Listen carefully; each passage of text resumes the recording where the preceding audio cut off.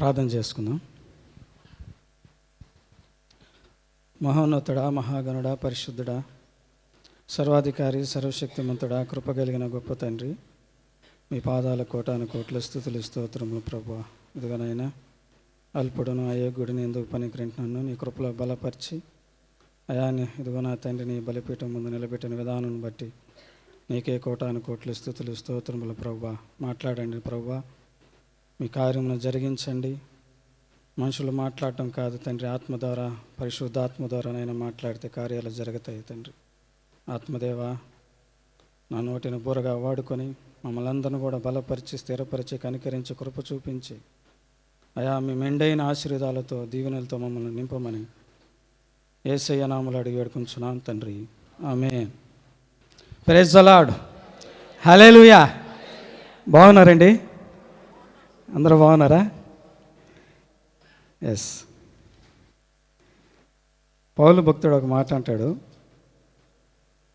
లోతైన, ఎత్తైన, దుఃఖమైన, శ్రమైన, బాధ అయినా, హింస అయినా, ఖడ్గమైన, మరణమైన ఆయన ప్రేమ నుండి మనల్ని ఏరుమారినది ఏమీ లేదు. గొప్ప మాట. దేవుడు రోమాపత్రిక 8:35 నుంచి ఉంటుంది. క్రీస్తు ప్రేమ నుండి మనల్ని ఎడబాపు వాడేవుడు? శ్రమ అయినను, బాధ అయినను, హింస అయినను, కరువు అయినను, వస్త్రహీనత అయినను, ఉపద్రవమైనను, ఖడ్గమైన మనలను ఎడబాపునా. ఎస్. దేవుని ప్రేమ ముందు మనల్ని ఏది కూడా ఏమి చేయలేదన్నమాట. అది నమ్మాలి, విశ్వసించాలి.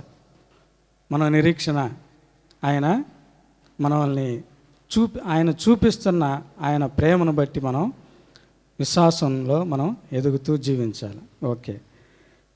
అయితే ఇది కాదుగా నా ప్రసంగం, ఎందుకో దేవుడు మాట గుర్తు చేయాలని నేను ముందుగానే రాసుకున్నా.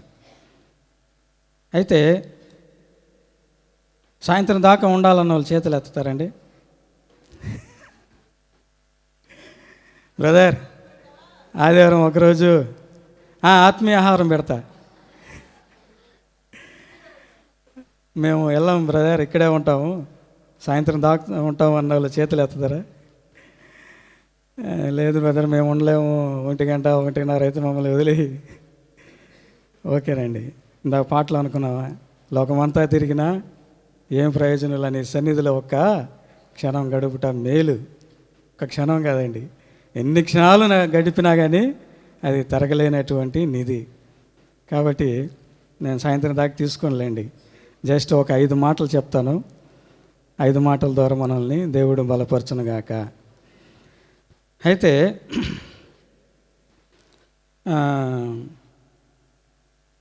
ఈ 5 మాటలు నేను ఒక వాక్యం ద్వారా నేను తీసుకున్నాను. ఆ వాక్యం లాస్ట్లో మీకు గుర్తు చేస్తాను. మొదటి మాటగా, శ్రమకాలం నీవు కృంగిన ఎడల నీవు చేతకాని వాడవవుతావు. ఈ వాక్యం ఉంది కదండి, రాసుకునే వాళ్ళు రాసుకోవచ్చు. మొదటి మాట, శ్రమకాలం నీవు కృంగిన ఎడల నీవు చేతకాని వాడవు అవుతావు. అయితే మనం అప్పుడు ఏం చేయాలి? శ్రమలు ప్రతి ఒక్కరికి వస్తాయి కదండి. మరి వచ్చినప్పుడు మనం ఏం చేయాలి? దేవుని దగ్గరికి ఎతకాలి, ప్రార్థించాలి, ఆయనకి మొరపెట్టుకోవాలి కదండి. అయితే మీకు ఒక సంఘటన గుర్తు చేస్తాను. మన దేశంలో 1999లో ఒక సంఘటన జరిగింది. ఒక మిషనరీ, ఆయన పేరు స్టెయిన్. అయితే స్టెయిన్ వాళ్ళ ఆయన కుమారులు ముగ్గురు కూడా చనిపోతారన్నమాట. అంటే తగలబెట్టేస్తారు, హతసాక్షులు అవుతారు. అయితే ఆయన భార్య, ఆయన కుమార్తె ఇద్దరు ఇంట్లో ఉండడం బట్టి వాళ్ళు సజీవులు నిలబడతారన్నమాట. అయితే తర్వాత ఆమెని అందరూ ప్రశ్నించినప్పుడు ఆమె ఒకటే అనిందన్నమాట, నాకైతే ఎటువంటి శ్రమ లేదు, వారిని నేను క్షమిస్తున్నాను అని సెలవిస్తుంది అన్నమాట. అంత శ్రమలో కూడా, అంత బాధలో కూడా ఆమె అంత గొప్ప మాటని పలికిందంటే మరి దేవుని ప్రేమ కదండి.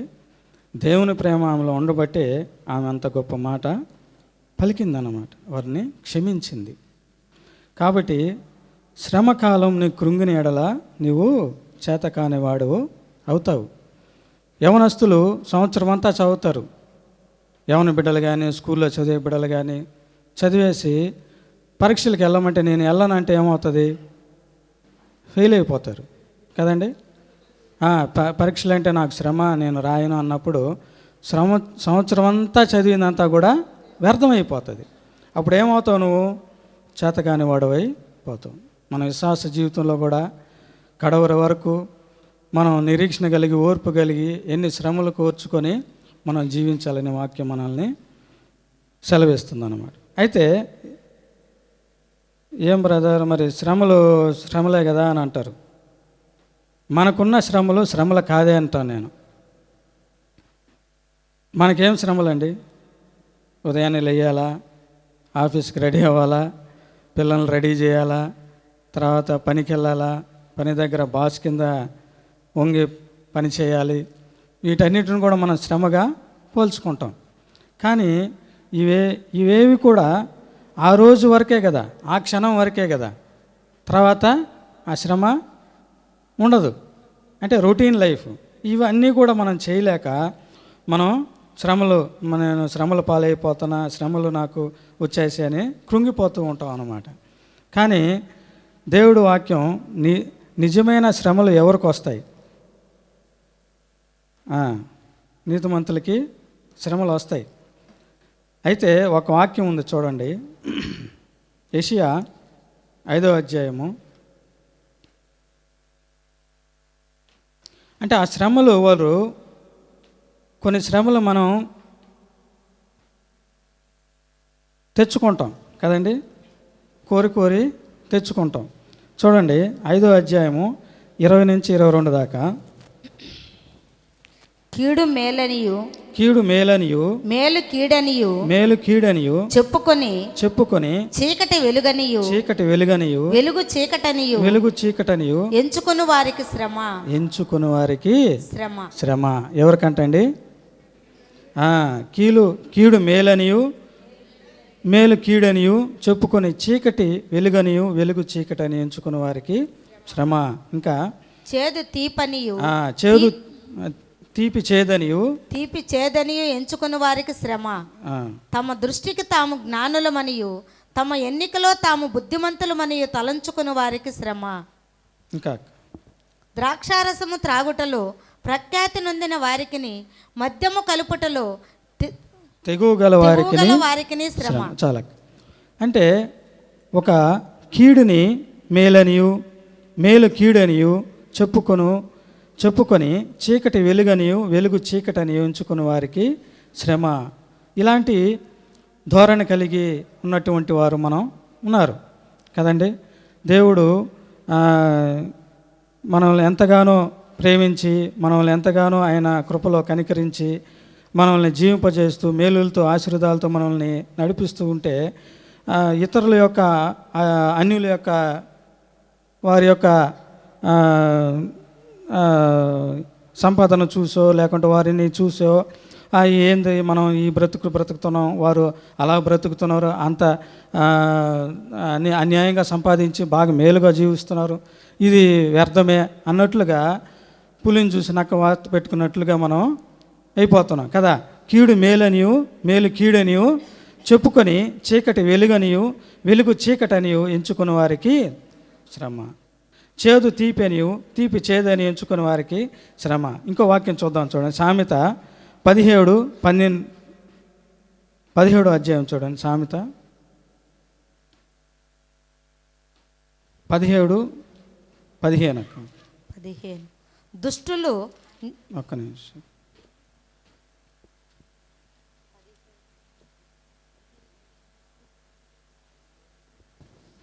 నీతిమంతులు దోషులని తీర్పు తీర్చువాడు, వీరిద్దరును యెహోవాకు హేయులు. అంటే వీరి తీర్పు ఎలా ఉంటుందంటే నీతిమంతుల్ని దోషుల్ని నీతిమంతులుగా ఎంచి రిలీజ్ చేస్తారన్నమాట. అంటే ఈ లోకానుసారమైనటువంటి ఆ యొక్క విలువల్ని పాటిస్తూ దిగజారిపోయి వారి యొక్క సొంత జ్ఞానంతో సొంత తెలివితోటి వాళ్ళు శ్రమను కోరి తెచ్చుకోవడం అన్నమాట.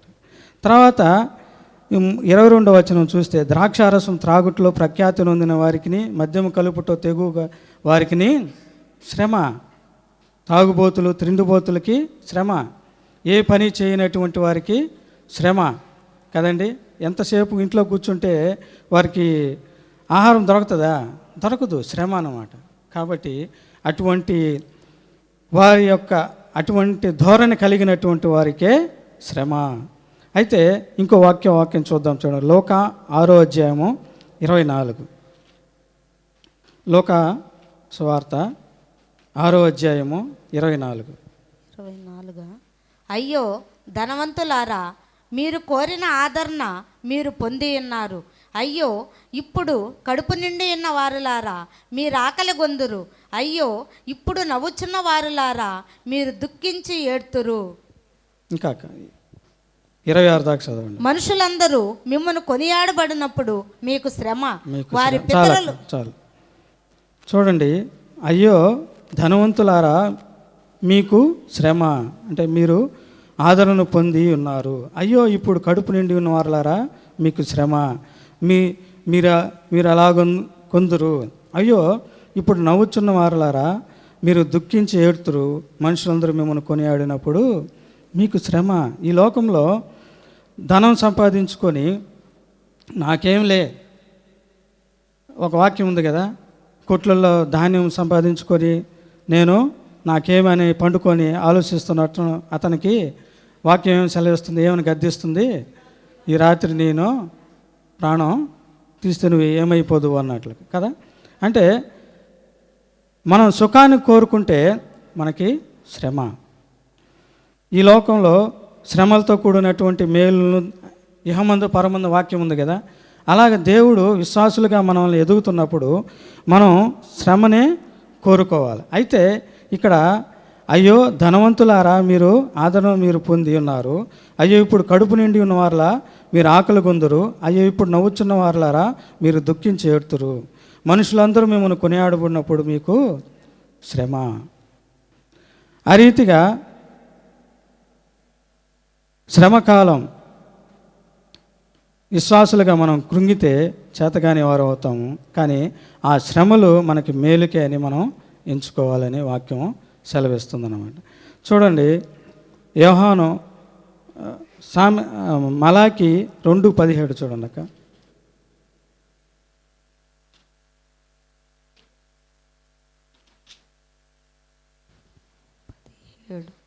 మీ మాటల చేత మీరు యెహోవాను ఆయాస పెట్టుచు దేని చేత ఆయనను ఆయాస పెట్టుచున్నామని మీరు అడుగుచున్నారే. దుర్మార్గులు యెహోవా దృష్టికి మంచివారు, వారి యందు ఆయన సంతోషపడును. లేక న్యాయకర్తయగు దేవుడు ఏమాయను అని చెప్పుకొనుట చేతనే మీరు ఆయనను ఆయాస పెట్టుచున్నారు. మీ మాటల చేత మీరు యెహోవాను ఆయాస పెట్టుచు దేని చేత ఆయనను ఆయాస పెట్టుచున్నామని మీరు అడుగుచున్నారే. దుర్మార్గులు యెహోవా దృష్టికి మంచివారు, వారి యందు ఆయన సంతోషపడును. లేక న్యాయకర్తయగు దేవుడు ఏమాయను అని చెప్పుకొనుట చేతనే మీరు ఆయనను ఆయాస పెట్టుచున్నారు. దేవుణ్ణి మనం ఇశ్రాయేలు ప్రజల్లాగా ఆయన్ని మనం సనుగుడు గొనుగుళ్ళ ద్వారా శ్రమలు కొని తెచ్చుకుంటాం కదండి. దేవుడు మరి మీ మాటల చేత మీరు యెహోవాను ఆయాస పెట్టుచు దేని చేత ఆయనను ఆయాస పెట్టుచున్నామని మీరు అడుగుచున్నారే. ఒక పక్క మనం దేవుణ్ణి సనగుతా ఉన్నాము, కానీ నేను గొనగలేదు అంటే అది దానివల్ల కూడా శ్రమలు కొని తెచ్చుకోవడం. అంటే ఒక ఉదాహరణ చెప్తాను. ఒక స్త్రీ, ఆమెకి పెళ్లి కాకముందు మంచి భక్తురాలు. అయితే ఆ పెళ్ళైన తర్వాత ఆ భర్తకు ఉన్నటువంటి అలవాట్లను బట్టి ఆమె భక్తి జీవితాన్ని కోల్పోయిందన్నమాట. కోల్పోవడం వల్ల ఎందుకు కోల్పోయిందంటే అతన్ని సంతోషపెట్టాలని, భర్తని సంతోషపెట్టాలని. అంటే భర్త ఒక అవిశ్వాసి అన్నమాట, భార్య విశ్వాసిగా ఉన్నింది.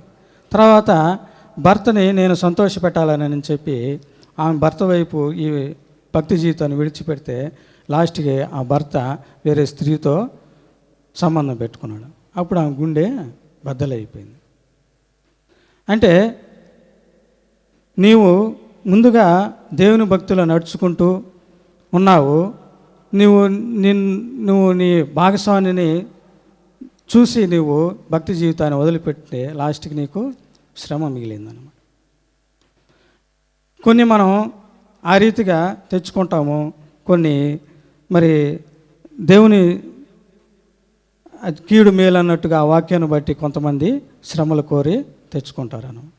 కాబట్టి అయితే విశ్వాసులుగా మనకి ఇటువంటి కాదు, కానీ శ్రమల కాలం నీవు కృంగిన ఎడల నీవు చేత కాని వాడు అవుతావు. కాబట్టి వాక్యం ద్వారా, విశ్వాసం ద్వారా, అంటే ప్రార్థనాపరంగా మనం జీవితాన్ని మనం సాగించినప్పుడు ఇటువంటి శోధనలు, అంటే ఇటువంటి సమస్యలు ఎదురైనప్పుడు శ్రమలో కుంగిపోకుండా మనం నిలబడి జీవితాన్ని మనం సార్థకం చేసుకోవచ్చు అన్నమాట. అది ఒకటో మాటగా శ్రమల కాలం నీవు కృంగిన ఎడల నీవు చేతకానివాడు అవుతావు. రెండో మాటగా నోటిని నాలుకను భద్రం చేసుకుంటే మన ప్రాణాలని చేజిక్కించుకోవచ్చు అంట. సామెత 21:23.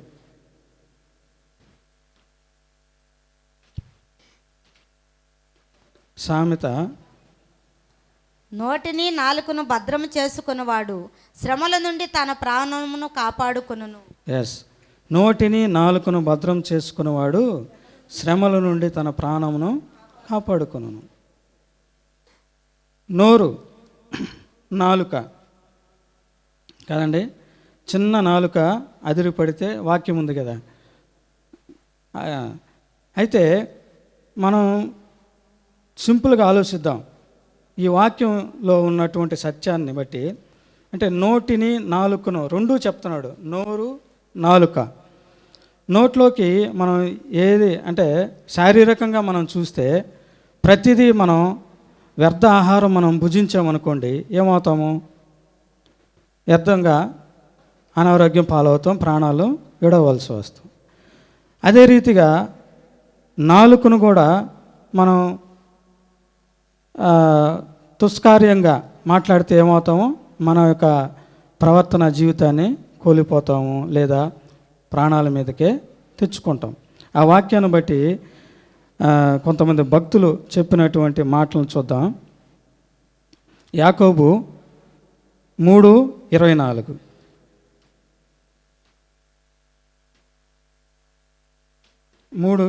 రెండు నుంచి 4. యాకోబు 2-4. 3వ అధ్యాయం. అనేక విషయములలో మనమందరమును తప్పిపోవచ్చున్నాము. ఎవడైనను మాట యందు తప్పని ఎట్ల అట్టివాడు లోపము లేనివాడై తన సర్వ శరీరమును స్వాధీనం అందించుకున్న శక్తి గల వాడగును. గొర్రెలు మనకు లోబడుట కళ్ళెము పెట్టి త్రిప్పుదుము కదా. ఓడలను కూడా చూడడి, ఎంతో గొప్పవై పెనుగాలికి కొట్టుకొని పోబడినను ఓడ నడుపువాని ఉద్దేశము చొప్పున మిక్కిలి చిన్నదగు చుక్కాని చేత త్రిప్పబడును. చాలక్క. అంటే ఈ వాక్యం చూడండి, మనం మన యొక్క నోటి ద్వారా ఎంత మనం భద్రపరుచుకుంటామో ఆ నోటిని ఎవరైతే చూడండి అనేక విషయంలో మనం అందరం తప్పిపోవచ్చున్నామో, ఎవడైనను మాట యందు తప్పని ఎడల అట్టివాడు లోపం లేనివాడై తన సర్వ శరీరమును స్వాధీనమందుంచుకొని గల శక్తి గలవాడగును. అంటే మన నోటిని మనం కాచుకున్నప్పుడు దేవుడు మనల్ని అంటే ఆ సామెతల ఆ వాక్యం ద్వారా ప్రాణాన్ని మనకి కాపాడుతున్నాడు అన్నమాట. అదే రీతిగా లూకా 6:45 చూడండి అక్క ఒకసారి. లూకా 6:45. సజ్జనుడు తన హృదయమును మంచి ధననిధిలో నుండి సద్విషయములను బయటికి తెచ్చును. దుర్జనుడు చెడ్డ ధన విధిలో నుండి దుర్విషయములను బయటికి తెచ్చును. హృదయము నిండి దాన్ని బట్టి ఒకరిని నోరు మాటలాడును. మనం మన నోటిని ఎంతగా కాచుకుంటామో హృదయము ధననిధిలో నుండి సద్విషయములను బయటికి తెచ్చును. దుర్జనుడు చెడ్డ ధననిధిలో నుండి దుర్విషయములను బయటికి తెచ్చును. హృదయం నుండి ఉండు దానిని బట్టి ఒకని నోరు మాటలాడును. మన హృదయంలో నుంచి వచ్చే మాటలే మనల్ని ప్రవర్తనని సరిగా ఉందా లేదా అని చెప్పి తెలియజేస్తుంది అన్నమాట. కాబట్టి నోటిని నాలుకను భద్రం చేసుకోవాలని వాక్యము సెలవిస్తుంది. అయితే సామెతలు 13:2 చూడండి నాకు ఒకసారి. సామెతలు 13:2. నోటి ఫలము చేత మనుషుడు మేలును అనుభవించును, విశ్వాసఘాతకులు బలత్కారము చేత నశించుదురు. చాలా నోటి మనం ఏదన్నా ఎవరినైనా సహాయం కోరాలంటే ఎలా కోరుతాము? నాకు సహాయం బెదిరించి అడుగుతామా? అడగం కదా. వాళ్ళ దగ్గరికి వెళ్ళి దీన మనసుతోటి వాళ్ళని అడుగుతాం. అంటే మన యొక్క నోటితో మనం ఎలాగా దీన మనసుతో ఒక తగ్గింపుతోటి మనం అడిగినప్పుడు మనకి సహాయం చేయలేని ఒక హృదయం కలుగుతుంది అన్నమాట. హృదయం కలిగినప్పుడు వారు ఆటోమేటిక్గా మనకి సహాయము చేయాలని ఒక ఆశ కలుగుతుంది.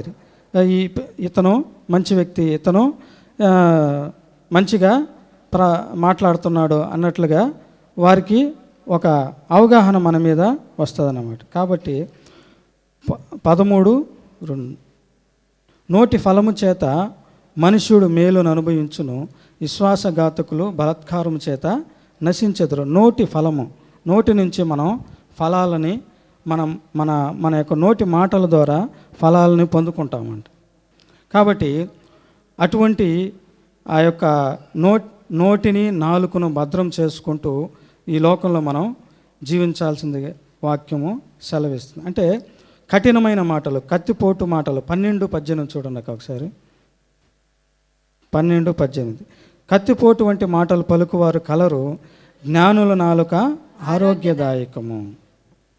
ఇతరుల పట్ల మనం ఇటువంటి ధోరణి కలిగి ఉంటే మన దగ్గరికి ఎవరు రారు, మనతో స్నేహం చేయరు.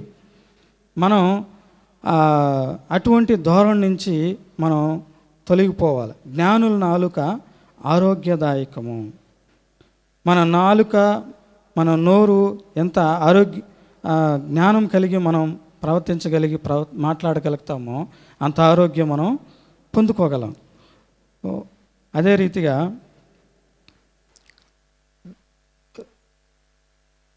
1 పేతురు 2 చూడండి అక్క. 1 పేతురు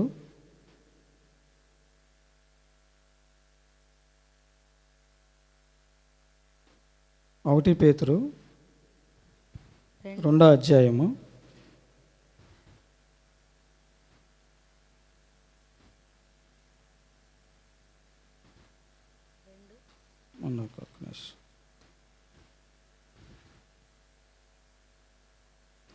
2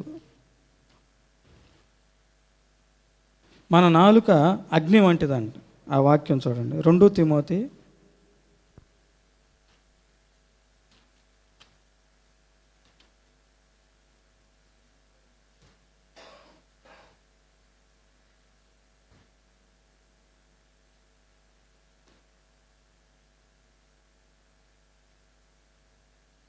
3వ అధ్యాయము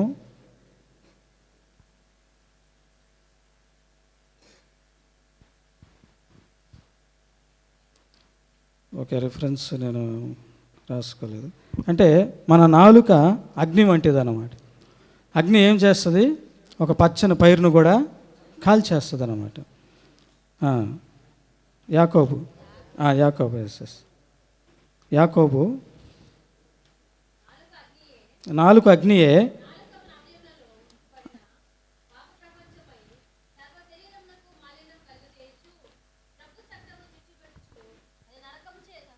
అలా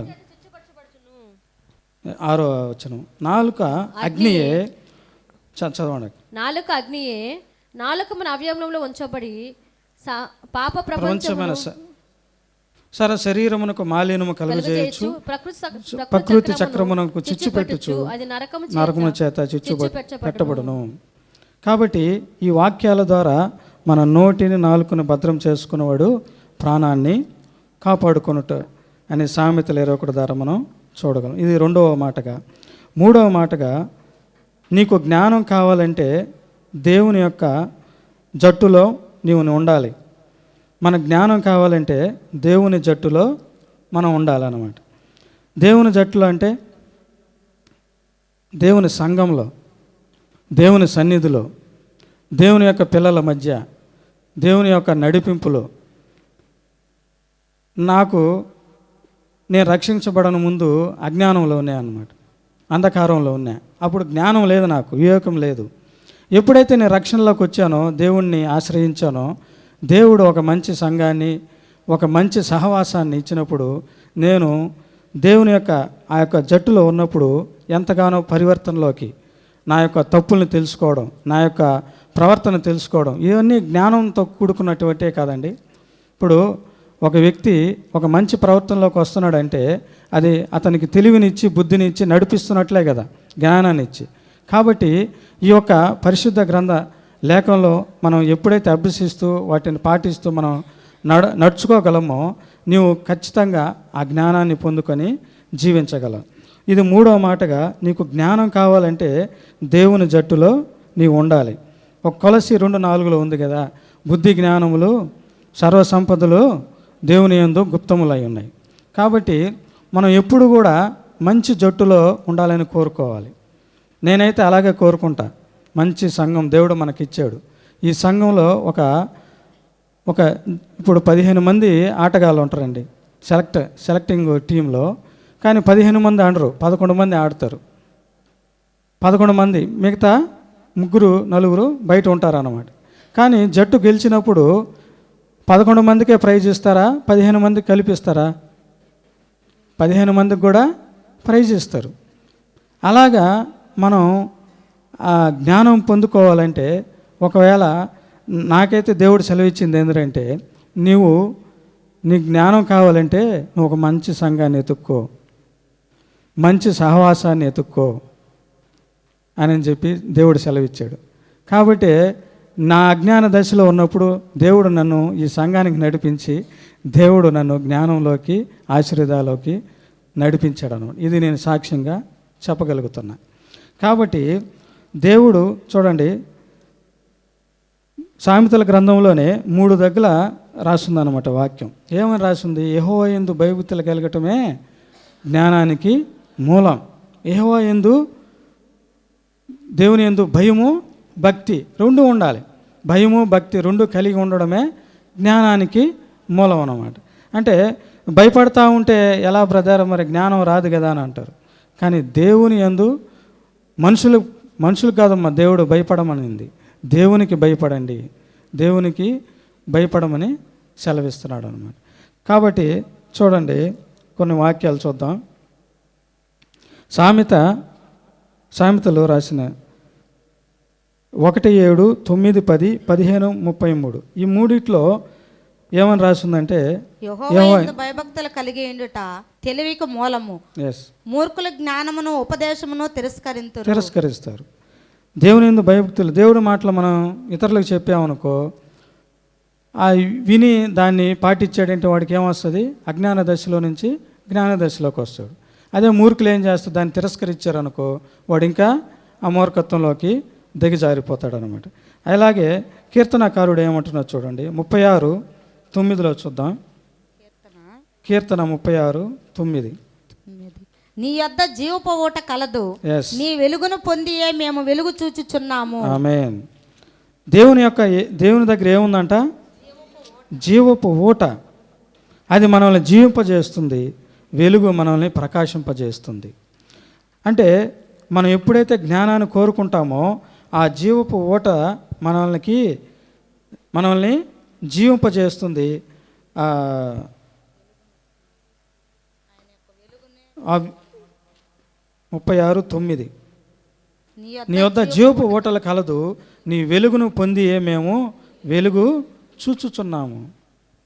దేవుడు మనల్ని you are the light, you are the salt, మనము లోకమునికి వెలుగై ఉన్నామని సెలవిస్తున్నాడు. కాబట్టి నువ్వు ఒక మంచి వెలుగు ఇతరులకి ప్రకాశింపజేయాలి.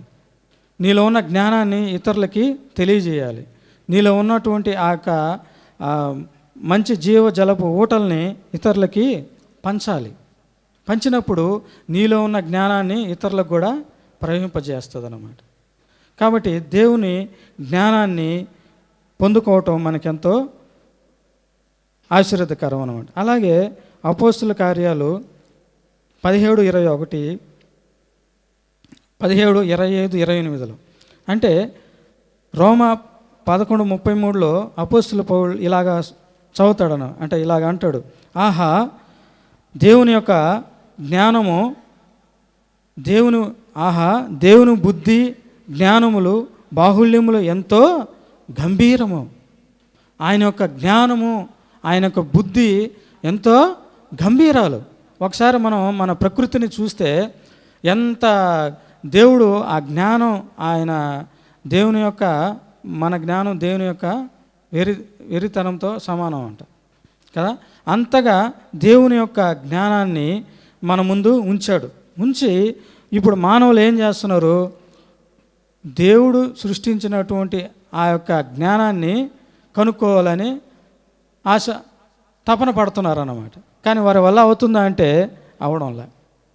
మొన్న ఈ మధ్య మేము ర్యాకెట్ లాంచ్ అయ్యింది. టెక్నాలజీ, సైన్స్ టెక్నాలజీ, తెలివే కదా, జ్ఞానానికే కదా అది, ఈ లోక జ్ఞానం. కానీ లాస్ట్కి అది ఆపరేషన్ సక్సెస్, కానీ పేషెంట్ డైడ్ లాగా అయిపోయింది అనమాట. అంటే శాటిలైటు పనిచేయడంలా, ర్యాకెట్ ఏమో పాస్ అయ్యింది, శాటిలైటు పనిచేయడంలా. అంటే మానవుడు నేను ఈ లోక జ్ఞానాన్ని సంపాదించుకొని ఎక్కడికో వెళ్ళిపోవాలి, గ్రహాలు తిరగాలి, గ్రహాల్లోకి వెళ్ళాలి, అక్కడ మిద్దులు కట్టుకోవాలి, ఇక్కడికి మిద్దులు కట్టుకోవాలి అని చెప్పి దేవుని యొక్క జ్ఞానాన్ని విడిచిపెట్టి దేవుడే అవసరం లేదన్నట్లుగా జీవిస్తున్న రోజుల్లో మనం జీవిస్తున్నాం. కాబట్టి ఇటువంటి రోజుల్లో ఇటువంటి దీనమైనటువంటి ఈ దురుద్దేశంలో దేవుడు మనల్ని కోరుకునేది, నీకు జ్ఞానం, దేవుని జ్ఞానం కావాలి. ఆ జ్ఞానం ఎక్కడ దొరుకుతుందో వెళ్ళు, ఆ జ్ఞానాన్ని సంపాదించుకో అని వాక్యం సెలవిస్తుంది. పౌలు భక్తుడు ఒక మాట అంటాడు, చక్కగా అంటాడు, శాస్త్రి ఏమయ్యనో, తర్కవాది ఏమయ్యనో, దేవుని యొక్క ఆయన యేసు ప్రభుల వారు జ్ఞాని ఏమయ్యానో 1 కొరింథీ 20 ఉంటుంది. జ్ఞాని ఏమయ్యానో, శాస్త్రి ఏమయ్యానో, ఈ లోకపు తర్కవాది ఏమయ్యానో, ఈ లోక జ్ఞానమును దేవుడు ఎరితనంగా చేసి ఉన్నాడు కదా. మనం ఎప్పుడు కూడా ఈ లోక జ్ఞానం వైపే పరిగెడుతున్నాం, ఈ లోకంలో ఉన్నటువంటి జ్ఞానాన్ని వెతకుతున్నాం. కానీ దేవుని యొక్క జ్ఞానాన్ని వెతకడం తగ్గిపోయింది. కానీ దేవుడు సెలవిస్తుంది, ఆయన జనన మరణ పునరుద్ధానం గురించి వెతకమంటున్నాడు. జనన మరణ పునరుద్ధానం గురించి దేవుడు జ్ఞానాన్ని సంపాదించుకో. జ్ఞానాన్ని సంపాదించుకున్నప్పుడు అది నీకు వెలుగుగా, జీవపు ఊటలుగా ఉంటుందని వాక్యము సెలవిస్తుందన్నమాట. అయితే చూడండి, ప్రకటన గ్రంథం 4:10 ఒక మాట ఉంటుంది, సింహాసనం ఎదుట 12 మంది అధిపతులు ఉండి లాస్ట్కి వాళ్ళ కిరీటం కూడా కింద పడేస్తారనమాట. అయ్యా నీ జ్ఞానం ముందు మేము వ్యర్థులము, దేవుని యొక్క జ్ఞానం ముందు వ్యర్థులము. చూడండి అక్క, ఆ 24 పెద్దలు సింహాసనమునందు ఆసీనుడై ఇండు వాని ఎదుట సాగిలపడి యుగయుగములు జీవించుచున్న వానికి నమస్కారము చేయొచ్చు. ప్రభువా మా దేవా, నీవు సమస్తమును సృష్టించితివి, నీ చిత్తమును బట్టి అవి ఉండెను, దానిని బట్టియే సృష్టింపబడిన కనుక నీవే మహిమ ఘనత ప్రభావములు పొందనర్హుడు అని చెప్పుచు తమ కిరీటములను ఆ సింహాసనము ఎదుట వేసిరి. ఆమేన్. చూడండి, ప్రభువా మా దేవా, నీవు సమస్తమును సృష్టించితివి, నీ చిత్తమును బట్టి అవి ఉండెను, దానిని బట్టి సృష్టింపబడెను గనుక నీవే మహిమ ఘనత ప్రభావాలు పొందిన అర్హుడు అని చెప్పుచు వారికి ఉన్నటువంటి కిరీటాలను కూడా తగ్గించుకొని వారు దేవుని ముందు సాగిలపడడం మనం చూస్తున్నాం. దేవుని జ్ఞానం ముందు మనం ఆ రీతిగా దేవుని జ్ఞానాన్ని పొందుకోవాలి. దేవుని జ్ఞానాన్ని పొందుకొని మనం ఈ లోక సమస్తం ఆయన సృష్టించిందే, మనమేం కొత్తగా ఏం సృష్టించలేదు కదండి. మన మానవుడు ఏమైనా సృష్టించడం ఒక వాక్యం ఉంటుంది, ఇది మీరు చూస్తుంది ఇంతకుముందు జరిగిపోయిన నాటియే మనం చూస్తున్నామా అంట. కీర్తనకారుడు సామెతలో ఉంటుంది వాక్యం. కాబట్టి మనం ఈరోజు మానవుడు ఏమనుకుంటున్నాడు, నేను కొత్తగా ప్రతిదీ కనుక్కుంటున్నాను, ప్రతిదీ మేము మనుషులుగా మేము టెక్నాలజీ కనుక్కుంటున్నామని గర్వంతో ఇదైపోతున్నాడు. కానీ వాక్యం సృష్టి, ఇప్పుడు దేవుని ఈ సృష్టిని సృష్టించిన దాంట్లో మనం నివసిస్తున్నాం, కానీ మనం కొత్తగా సృష్టించింది లేదు కదా. కానీ మానవుడు ఏమంటున్నాడు, నేను సృష్టిస్తున్నాను, మానవుళ్ళు నేను టెక్నాలజీ కనుక్కున్నాను అంటాడు. కానీ దేవుడు ఆ మానవుడు జ్ఞానం ఇవ్వబట్టే కదా అది కనుక్కోగలుగుతున్నాడు. అది గ్రహించలేక దేవుడు మానవుడు అజ్ఞానంలోకి వెళ్ళిపోతున్నాడు. ఇది మూడో మాటగా, నీవు జ్ఞానం కావాలంటే దేవుని జట్టులో ఉండాలి. నాలుగవదిగా, మనల్ని బలపరిచే వారితో స్నేహం కలిగి ఉండాలంట. విశ్వాసులుగా మనల్ని బలపరిచే వారితో స్నేహం కలిగి ఉండాలి. కొంతమంది మనతో స్నేహంగానే ఉంటారు, కానీ మనల్ని కించపరిచే మాటలు మాట్లాడుతూ ఉంటారు. అప్పుడు మనకి వారి మీద ఇష్టం కలుగుతుందా? కలగదు. చూడండి, ఒక స్పోర్టీనెస్గా ఒక ఇద్దరు క్రికెట్ ఆడుతున్నారు అనుకోండి. ఒక వ్యక్తి వెళ్ళి ఇలా కొట్టాలి అలా కొట్టాలి అంటే అతను కొద్దిగా భయపడుతూ లేదా ఆడుతున్నప్పుడు అతను ప్రోత్సాహపరిచి అతను ఆ గేమ్ని ఆటను ముందుకు సాగిస్తే మంచిగా ఉంటుందా? లేదు నువ్వు ఆడలేవని అతన్ని కించపరిస్తే అతను ఆడగలడా? ఆడలేడు. కాబట్టి మన దైనందిన జీవితంలో, మన విశ్వాస జీవితంలో, మన జీవితంలో మనల్ని బలపరిచే వారితో మనం స్నేహం కలిగి ఉండాలి. ఎందుకంటే చూడండి, ప్రసంగిలో ఒక వాక్యం ఉంటుంది, 4వ అధ్యాయము చూడండి అక్క, ప్రసంగి 4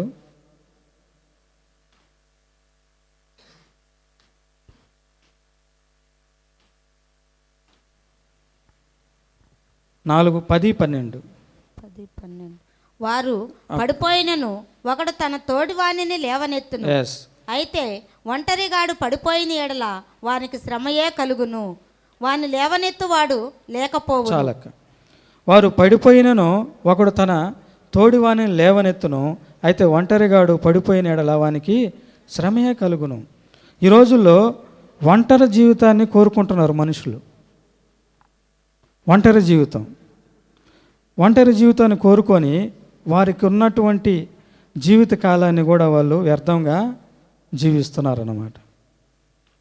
ఎంతవరకు నిజం, ఎంతవరకు సమంజసం అంటే, ఒక మంచి సహవాసం మనం కోరుకోవాలి, ఒక మంచి స్నేహాన్ని కోరుకోవాలి, ఒక మనల్ని బలపరిచే స్నేహాన్ని మనం కోరుకోవాలి. మనల్ని బలపరిచే స్నేహం అంటే బైబిలే, యేసయ్యే, ఆయన వాక్యాలే మనం బలపరుస్తాయి. మనుషులు కావాలి, ఈ లోకంలో ఉన్నప్పుడు మనల్ని కావాలి, వాళ్ళు కొంతవరకే మనల్ని బలపరచరు, కానీ అంతవరకు బలపరిచే దేవుడు ఆ యేసయ్యే. పౌలు భక్తుడు అంటాడు కదా, నా బలహీనతల యందు నేను బలాన్ని పొందుకుంటానని. కాబట్టి మనకి ఈ లోకంలో జీవించినప్పుడు ఖచ్చితంగా చూడండి, ఒకడు పడిపోతే వాడిని లేపేదానికి ఇంకోటి కావాలి కదా. అంటే ఇది ఎలా చెప్పుకోవచ్చు అంటే, ఈ రోజులో మనం చూస్తున్నాము,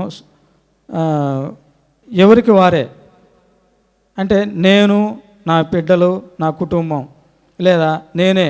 ఇంట్లో ఎలా అయిపోయిందంటే, భార్య ఒక పక్క కూర్చుంటే ఫోన్ చూసుకుంటా, భర్త ఒక పక్క కూర్చొని ఫోన్ చూసుకుంటా, పిల్లలు ఒక పక్క కూర్చొని ఫోన్ చూసుకుంటా, అంటే ఎవరికి వారే అయిపోయారు, సింగిల్గా అయిపోయింది అన్నమాట. కానీ ఆ ఫోన్ ఎంతవరకు, ఆ ఫోన్లో తెచ్చేదే ఎంతవరకు అనేది మనం గ్రహించుకోవాలి.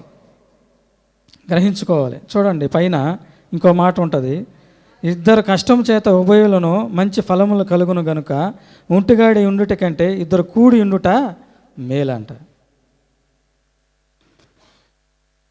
ఒక బస్తాని ఒకడెత్తితే భారంగా అనిపిస్తుంది, అది ఇద్దరు ఎత్తితే సులువు అనిపిస్తుంది.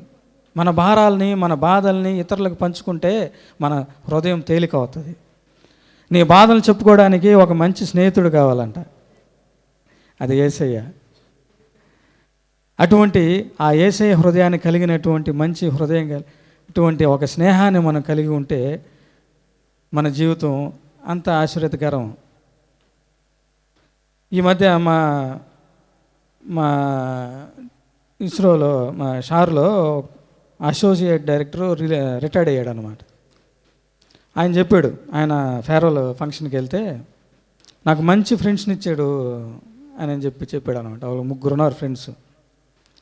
ఒక ఆయన రిటైర్డ్ అయిపోయాడు. ఆయన రిటైర్డ్ అయిపోయినా కానీ ఆయన ఫేర్వెల్ ఫంక్షన్కి వచ్చాడు అనమాట. ఆయన అందరి ముందు చెప్పాడు ఆయన ఎలా వచ్చాడు, ఎలా జాయిన్ అయ్యాడు, ఎలా చదువుకున్నాడు అని అన్నీ చెప్పాడు. లాస్ట్లో నాకు ఇక్కడ మంచి ఫ్రెండ్స్ నాకు దయచేసాడు అని వాళ్ళని ఇంట్రొడ్యూస్ చేశాడు అనమాట. అంటే వాళ్ళ పిల్లల మ్యారేజెస్లో కానీ అన్నీ వాళ్ళే చూసుకున్నారంట. ఈయన్ని అసలు శ్రమ పెట్టలేదంట. అసలుకి జస్ట్ ఒకటి కావాలంటే అది వచ్చేసి రెడీగా తీసి పెట్టేవాళ్ళంట. అంటే ఆయన ఒక మంచి స్నేహాన్ని కోరుకున్నాడు.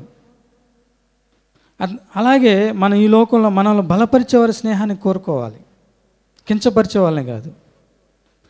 చూడండి, హెబ్రీ 12:12 వాక్యం చూడండి.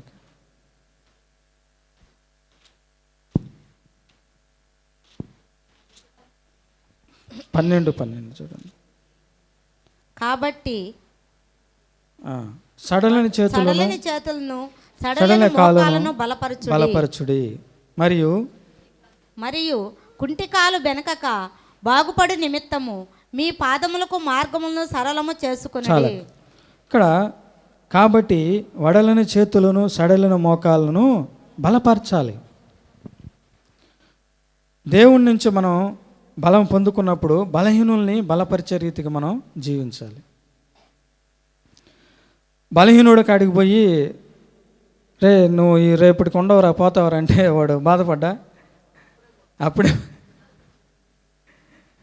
లేదురా నీకు తగ్గిపోతుందిరా, నయమైపోతుంది, ఇదిగో ఈ ట్యాబ్లెట్ మింగు, ఇదిగో ఈ మందు వేసుకో, దేవుని ప్రార్థించుదాం, ఇద్దరం కలిసి ప్రార్థన చేద్దాం కదండి. అవి ఎంతగా మనల్ని బలపరుస్తున్నాయి. లేదురా ఇది నీకు వచ్చిందా, అమ్మ అయిపోయేవరా నువ్వు అంతే, ఇంకా నువ్వు తప్పు చేశావు కాబట్టి నీకు వచ్చింది, అందుకే ఈ రోగం నీకు. వాడే అసలు బాధపడుతుంటే వాడి దగ్గరికి పోయి బలపరిచే మాటలు మాట్లాడకుండా వాడిని కృంగదీసే మాటలు మాట్లాడి వారికున్న వ్యాధిని ఇంకా మనం ఎక్కువ చేస్తున్నాం అన్నమాట. అందుకే ఏషియా 40:31 ఉంటుంది, నూతన బలాన్ని పక్షి రాజు వలె మనం నూతన బలాన్ని పొందుకుంటాం. ఆ రీతిగా మనల్ని బలపరిచే వారితో స్నేహాన్ని కలిగి ఉండాలని దేవుడి వాక్యం సెలవిస్తుంది. చూడండి 2 కొరింథీ 12:8 చూడండి అక్క. 12:8 అది నా యొద్ద నుండి తొలగిపోవాలనని దాని విషయమై ముమ్మారు ప్రభువును వేడుకుంటుని.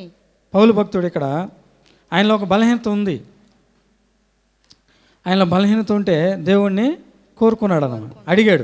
అడిగితే ఆ బలహీనత నీకు ఉంటుంది, అది నా కృప నీకు చాలును. ఆయనలో బలహీనత ఉందని చెప్పి ఇతరులు ఆయన బలహీనులుగా చేశాడా? చేయలేదే. ఇతరుల్ని బలపరిచాడు, సువార్తలు సేవ చేశాడు, సువార్తల్లో ఆయన రాశాడు. ఎంతగానో ఆ పరిశుద్ధాత్మ దేవుడు అతన్ని బలంగా వాడుకున్నాడు అన్నమాట.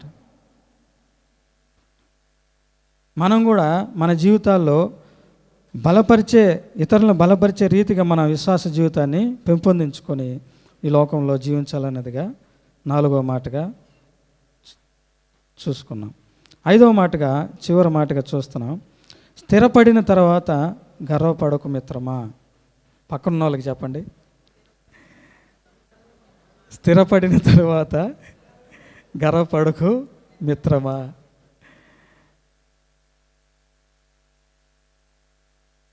ఈ మాట అర్థం అంటే కొద్దిగా ఆలోచించండి. స్థిరపడిన తర్వాత గర్వపడకు మిత్రమా. ఇది బైబిల్లో వాక్యం. ఒక రాజు, ఆయన చరిత్ర, దాన్ని బట్టి నేను ఈ మాటను తీసుకున్నాను అన్నమాట. ఆయన 16 సంవత్సరాలకే రాజు అయిపోతాడు అనమాట.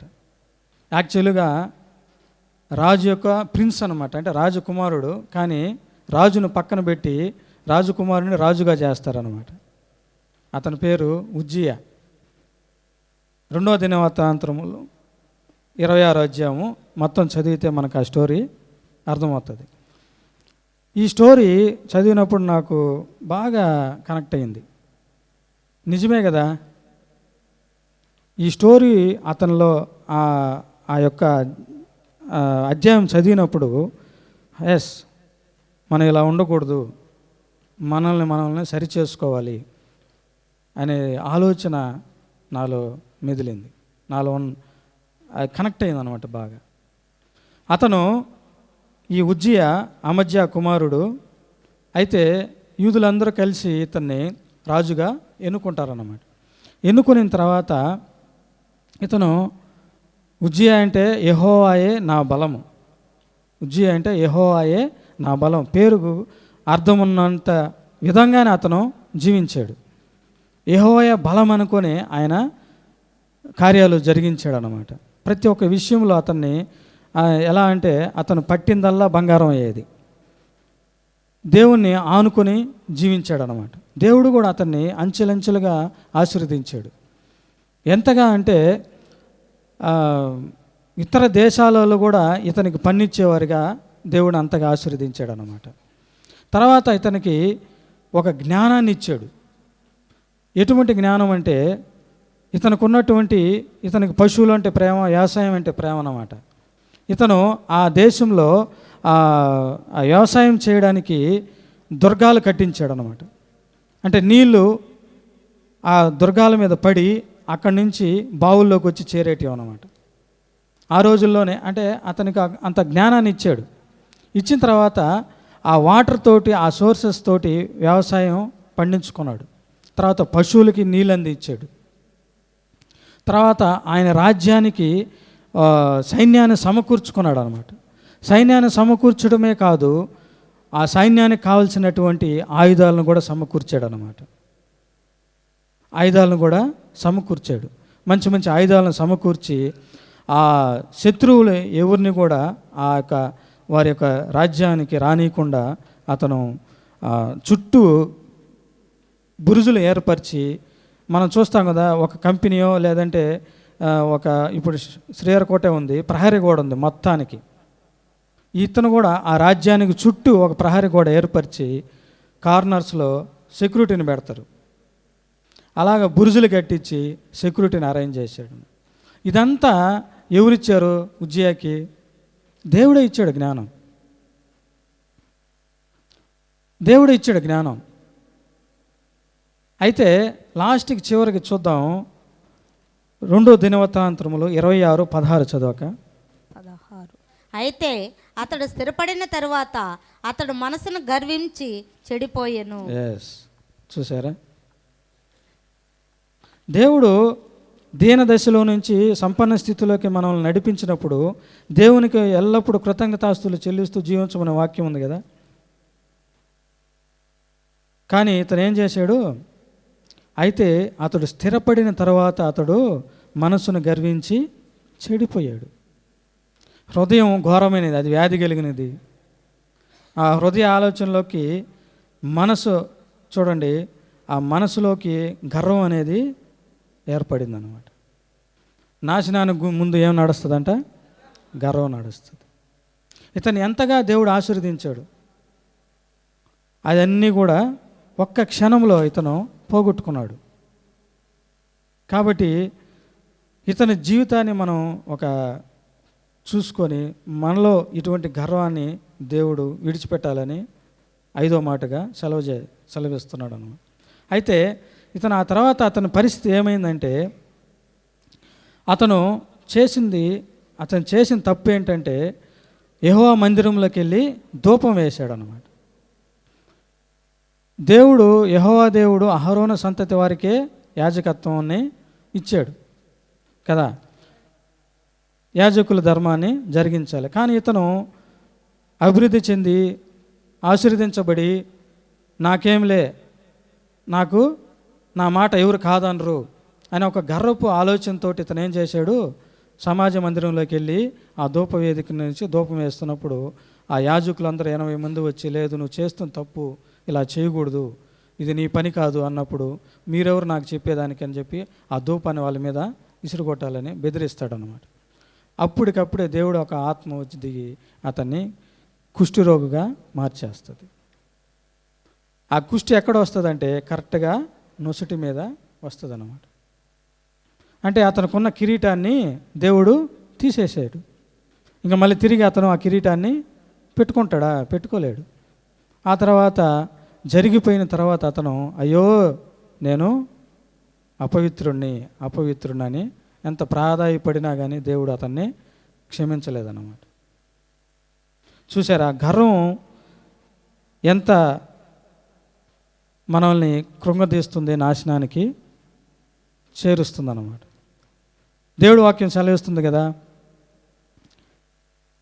మనం ఎదిగో కొద్దీ ఒదిగి ఉండాలంట. పౌలు భక్తుడు సెలవిస్తాడు, నేను ఏ స్థితిలో ఉన్నానో ఆ స్థితిలోనే నన్ను ఉంచు తండ్రి అని అంటాడు. ఆశీర్వాదాలు చూసిన తర్వాత మనం దేవుని మర్చిపోతే ఉజ్జయాకు వచ్చినటువంటి పరిస్థితి మనకు కూడా వస్తుందని దేవుడు వాక్యం సెలవిస్తుంది అన్నమాట. చూడండి, పేతురు 1 పేతురు 5:5 చూడండి అక్క.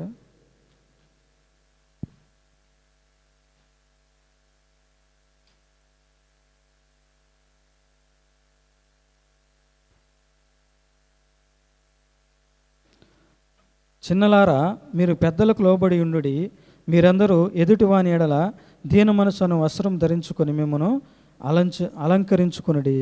దేవుడు అహంకారులను ఎదిరించి దీనులకు కృప అనుగ్రహించును. మనం దీన మనసుని పొందుకొని ఈ లోకంలో జీవించాలన్నమాట. గర్వం అనాది కాలం నుంచి, ఆది కాండం నుంచి మనం చూస్తున్నాం. ఆదాము అవ్వల కాడి నుంచి హవ్వ ఎలాగా మరి పతనమైపోయింది, తర్వాత దేవుని సన్నిధిలో ఉన్నటువంటి లూసిఫర్ ఎలా త్రోయబడ్డాడు, వీటన్నిటి కారణం గర్వమే. కాబట్టి ఈ 5వ మాటగా మనం ఒక హెచ్చరికగా తీసుకోవాలని దేవుడి వాక్యం సెలవిస్తుందన్నమాట. అయితే ఇంకా కొన్ని ఎగ్జాంపుల్స్ ఉన్నాయి. తర్వాత అంటే ఇతని యొక్క జీవితంలో నుంచి మనం చూస్తే చూడండి, అననీయ సపీరాలు పరిశుద్ధాత్మని కూడా, అంటే ఇతను పరిశుద్ధాత్మని, ఈ ఉజ్జియా పరిశుద్ధాత్మని ఎదిరించాడు అన్నమాట. పరిశుద్ధాత్మని దేవుడి వాక్యం సెలవిస్తుంది, పరిశుద్ధాత్మని తిరస్కరిస్తే ఈ ఇహమందు పరమందు క్షమాపణ లేదన్నమాట. కాబట్టి అననీయ సపీరాలు పరిశుద్ధాత్మను కూడా అక్కడికి చనిపోతారు అన్నమాట. మనం దేవుని మందిరానికి వచ్చేటప్పుడు మన ప్రవర్తనని సరిచేసుకుంటూ జీవించాలనేది వాక్యం సెలవిస్తుంది. కాబట్టి ఈ 5వ మాటగా మనం హెచ్చరికగా తీసుకొని ఈ 5 మాటలని, 1 శ్రమకాలం కృంగిని ఎడల నీవు చేతగాని వాడు అవుతావు, నోటి నాలుకను భద్రం చేసుకుంటే నీ ప్రాణాన్ని కాపాడుకుంటావు, నీకు జ్ఞానం కావాలంటే దేవుని జట్టులో ఉండాలి, 4వదిగా మనల్ని బలపరిచే వారితో స్నేహం కలిగి ఉండాలి, 5వదిగా స్థిరపడిన తర్వాత మనం గర్వపడకు మిత్రమా. ఈ 5 మాటలు అంటే నేను ఈ 5 మాటల్ని ఒక వాక్యం ద్వారా చూపిస్తాను. చూడండి, 1 కొరింథీ 14:19 చూడండి.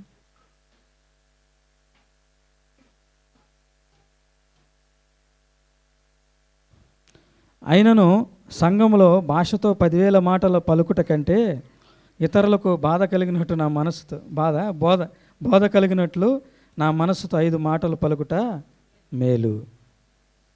మేలుగా ఉన్నాయా, బాధ కలిగించినట్టు ఉన్నాయండి? దేవుని స్తోత్రం కలిగిన గాక. హల్లెలూయా. కాబట్టి ఈ 5 మాటల్ని మనం హెచ్చరికగా తీసుకొని దేవుడు ఈ వాక్యాన్ని దీవించి ఆశీర్వదించనుగా. కళ్ళు మూసుకుందామండి. మహోన్నతుడా, మహాగణుడా, పరిశుద్ధుడా, స్తోత్రారుడా, స్తుతులకు పాత్రుడా, స్తుతి సింహాసనాసీనుడా, కృప కలిగిన గొప్ప తండ్రి యేసయ్య, మీ బంగారు పాదముల కోటాను కోట్లు స్తుతులు స్తోత్రములు తండ్రి. ఇదిగోనైనా నీ సన్నిధిలో నీ సంఘంలో నిలబెట్టిన విధానాన్ని బట్టి నీకే కోటాను కోట్లు స్తుతులు స్తోత్రములు తండ్రి. ఆత్మదేవా, అయా మా శ్రమకాలం మేము కృంగితే చేతగానే వారం అవుతాం తండ్రి. అయా నీ వాక్యాలను బట్టి, ఇదిగో నీవు ఇచ్చినటువంటి పరిశుద్ధ లేఖనాలను బట్టి మేము బలపరుస్తూ ఈ లోకంలో జీవించుటకునైనా మీ యొక్క జ్ఞానాన్ని మాకు దయచేయండి ప్రభువా. అయా మా నాలుకను మా నోటిని నేను భద్రపరుచుకుంటూ మీ లోకంలో జీవించుటకు అయా నీ కృపను అనుగ్రహించండి తండ్రి. ఇదిగో నా తండ్రి నాయన మమ్మల్ని బలపరచు వారిని నైనా మేము స్నేహంగా ఎంచుకుని లోకంలో జీవించుటకు నీ కృపను అనుగ్రహించండి ప్రభువా. అదే రీతిగానైనా అయ్యో మాలో ఇదిగో నా తండ్రి గర్వం అహంకారం తీసివేయండి తండ్రి. ఎల్లవేళలా ప్రభువా తగ్గింపు మనస్తత్వంతో కలిగిన మేము జీవించుటకు మీ కృపను అనుగ్రహించమని ఇతబడిన వాక్యాన్ని నాయన ఫలింపజేసి ఆశీర్వాదకరంగా దీవించి కాచి కాపాడమని, ప్రతి ఒక్క బిడ్డను ఆశీర్వదించమని, ఈ మధ్యాహ్నం వేళ దీవులతో మెండుగా మమ్మల్ని దీవించమని యేసయ్య నామములో అడిగి వేడుకుంటున్నాం తండ్రి. ఆమేన్. Thank you sir.